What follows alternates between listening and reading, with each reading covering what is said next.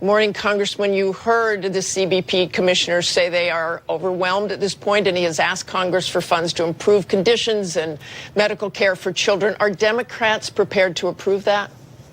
Well, we're certainly prepared to provide additional funding for enhanced fencing, technology, drones, satellites, lighting, sensors, cell phone towers, and the things that the experts have clearly indicated would improve our border security. In addition to that, we certainly want to enhance the ability of our officials at the southwest border to conduct themselves in a humane fashion and to avoid the type of tragedies that occurred with Jacqueline and Felipe. That was unacceptable, un-American, and unconscionable, and we need to do better. Do you think the federal government bears any of the blame? Well, I think the Trump administration bears blame to the extent that the buck stops at the top. And at the end of the day, you had two young, innocent children die in American custody. That should never occur. The president, in a tweet, blamed the Democrats for the death of the two Guatemalan children, saying any deaths of children or others at the border are strictly the fault of the Democrats and their pathetic immigration policies that allow people to make the long trek thinking they can enter our country illegally. They can't. If we had a wall, they wouldn't even try. Your reaction to that? Well, that's a completely unreasonable statement from the president, but not unsurprising. At the end of the day, many of the families and the children who are leaving these very violent Northern Triangle Central American countries of Guatemala, Honduras, and El Salvador are fleeing places that are overrun with gangs, with drug activity, with sexual predation. Many of them have a credible fear of persecution consistent with our asylum laws. They have a legal right to be heard to determine whether they have a basis for establishing asylum. And the fact that Donald Trump continues to ignore that legal reality is just shameful. The Trump administration announced it's reached an agreement with the Mexican government for asylum seekers to wait in Mexico while they seek asylum. Are you on board with that process?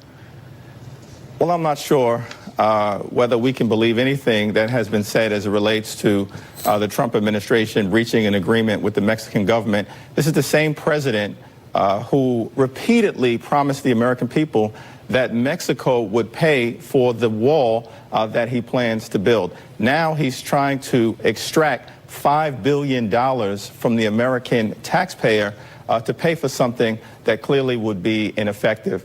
We'll look at whatever agreements he ultimately presents, but that is not a credible proposed solution to the challenges that we face at our southwest border. And I want to ask you about that $5 billion in a moment, but I want to ask you first about the killing of a young California police officer, Ronil Singh. The suspect is an undocumented immigrant. This is what the sheriff said leading the investigation. He said California's sanctuary law stopped local authorities from reporting the suspect to immigration officials during two previous drunk driving arrests. You've defended sanctuary laws. The sheriff says if those laws hadn't been in place, Officer Singh would be alive today. Well, first of all, that was a very tragic situation. And my heart and my prayers go out to the officer's family as well as to the members of the law enforcement community who work hard, sacrifice themselves each and every day to keep us safe. My experience in New York has been different, where members of the NYPD, clearly the most professional, highly trained law enforcement entity in the country, if not the world, has been that these sanctuary laws actually help promote public safety by encouraging cooperation, encouraging communication between community and police in a way that allows the police to better do their job. But in California, it did not work that way. So address the situation in California. He said Officer Singh would be alive today. Well, you know, I'm not going to take issue with the sheriff's assessment of the situation being unfamiliar with California laws. Clearly, it's a human tragedy. Clearly, we have to do better in terms of preventing these type of occurrences from taking place and to keep our law enforcement safe, to keep our communities safe. That's what Democrats intend to do and will continue to do on a bipartisan fashion. And Congressman, let's move back to the shutdown, the partial government shutdown. Nancy Pelosi's office says House Democrats are considering 3 options to reopen the government, but none of those options include money for a border wall. The president's team reportedly offered a $2.5 billion compromise.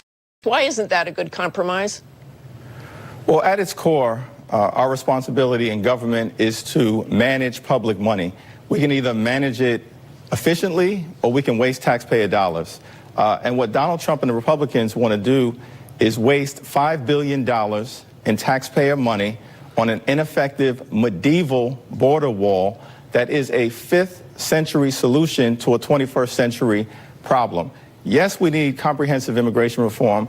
Yes, we need to enhance border security, but we are not willing to pay $2.5 billion or $5 billion in wasting taxpayer dollars on a ransom note because Donald Trump decided that he was going to shut down the government and hold the American people hostage. That's unreasonable.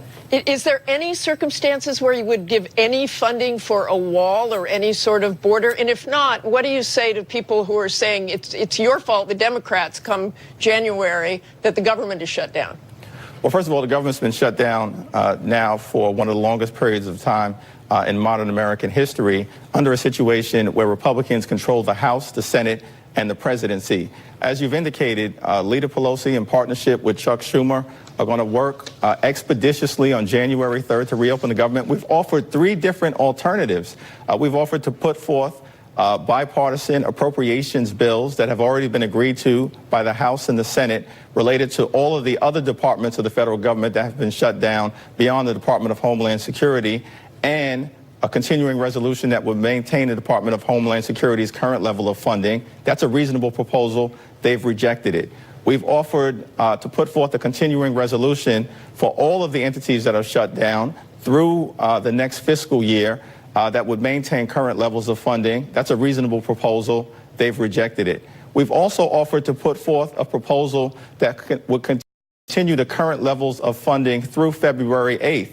That's a bill that passed the Senate unanimously, but because Donald Trump decided that he was going to respond to his radical right-wing base, rejected it, and therefore we find ourselves in a government shutdown. We've offered 3 reasonable proposals. Okay, Congressman Jeffries, but I'll say again, none of those seem to include a wall, which Donald Trump is buckling down on.